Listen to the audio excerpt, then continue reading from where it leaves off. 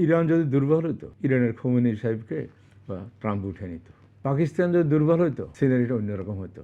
আমরা অতি সম্প্রতি দেখতে পাচ্ছি যে যুক্তরাষ্ট্র হুমকি দিচ্ছে ইরানে হামলা করবে, আবার ইরানও পাল্টা প্রস্তুতির কথা বলছে, ইসরায়েল কেউ পাত্তা দিচ্ছে না।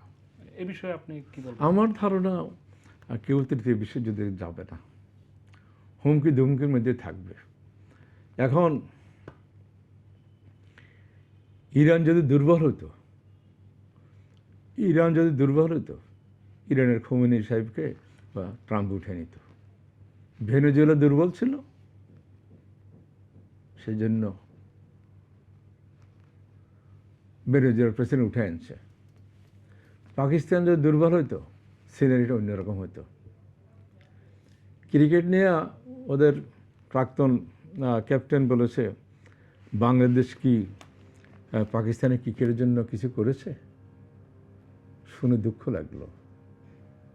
শৈবাল দিঘিরে বলে উচ্চ করে শির, লিখে রাখা দিলেম তোমায় এক ফোঁটা শিশির। পাকিস্তানের জন্ম হয়েছে বাংলাদেশের জন্য, নওয়াজ শরীফ স্বীকার করেছে। মুসলিম লীগ এখানে হয়েছে, লাহোর প্রস্তাব শেরে বাংলা উঠে এসে। আর যদি পাকিস্তান সে সময় ইন্ডিয়ার সাথে যাইতো তাহলে পাঞ্জাবের মতো অবস্থাই হতো। আমরা পাকিস্তানের সাথে যেরকম স্বাধীনতা পাইছি, আমরা থাকলে আমাদেরকে মানে কনজিউম করে ফেলতো।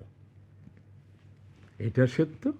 সেই সময় মুসলিম লীগের জন্য পাকিস্তান হয়েছে, ইস্ট পাকিস্তান হয়েছে, ওয়েস্ট পাকিস্তান হয়েছে, তারা পাকিস্তান সমতায়ন হয়েছে, তাদের আণবিক শক্তি আছে, নয়তো কবে গিলেই ফেলতো। বাংলাদেশ হয়েছে, এখন আমরা অন্তত দাঁড়াইতে পারতেছি, নয়তো আমাদেরকেও হয়তো ইন্ডিয়া বা পাকিস্তান গুলি ফেলতো। তাও তো আমরা গত 20-50 বছর আমরা অনেক কারণে আগাইতে পারিনি। ইভেন দেন স্বাধীনতাই। ইরান খুব ওইকার জন্য ওখানে চলে গেছে। ইরান খুব শক্তিশালী, ইরানের দেশপ্রেম অসম্ভব শক্তিশালী। যদি না হয়তো বহু আগেই আমেরিকা গিলে খেত। আচ্ছা, কিন্তু এই যে ইরানের সরকারের বিরুদ্ধে এত বড় একটা বিক্ষোভ শুরু হওয়ার পরে এটা তো ওরা করেছে, ইসরায়েল এবং আমেরিকা করেছে। সাহার কিছু তো চালাচামড়া রয়ে গেছে তো এখনো, তারা এটা করছে আর কি।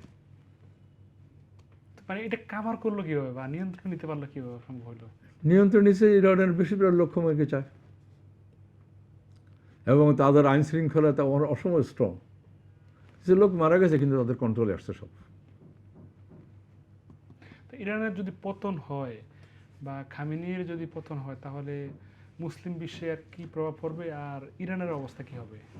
যদি কোনোরকম খোদায় না করুক যদি হয়, তা ইসরায়েলের আধিপত্য বিস্তার হবে মিডল ইস্টে। এখন তো হাসি খুশি সব তারা এনজয় করতেছে, পরে ইসরায়েলি সব গ্র্যাব করবে,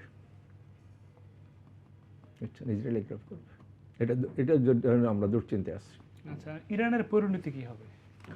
আমার তো মনে হয় ইরানটা কিছু করতে পারবে না, বিশ্বাস করি ইরানের খবর হারাইতে পারবে না।